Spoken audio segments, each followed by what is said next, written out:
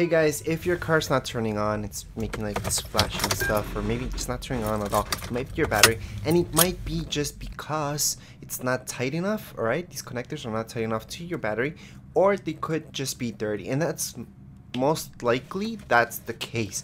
Alright, they could be a little bit rusted, and all you guys have to do is clean it up. So at this point, I'm assuming maybe you guys are stuck, maybe at your work, and you guys can't turn it on. So right now the quick fix for that is just to move around. Alright, just move this around and until it comes off. Move it around for like, I don't know, maybe 10 times, and then just leave it not at its original position, and then turn on your car. You guys will see that it turns on, and that's because whatever rust it has right now, you guys moved it around a little bit, so you kind of shaved it off.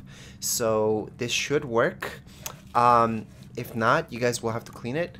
Regardless, even if it works right now and you guys were able to turn on your car, right now what you guys should do is get home and just clean it up. Alright, so you guys will have to just use something like this, and then once it's nice and clean, put it back. And these regular maintenance that you guys should do at least once a year, especially if you live in a cold country.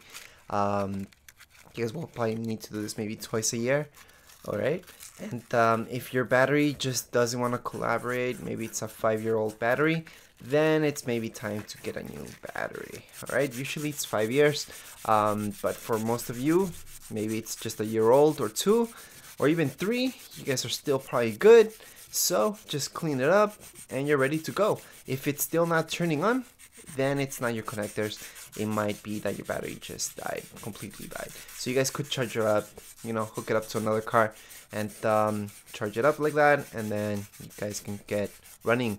Anyways, hopefully this video helped you guys out. If you guys have any questions, comments, you can write them down here below in the comments area, and don't forget to subscribe and rate. Thank you.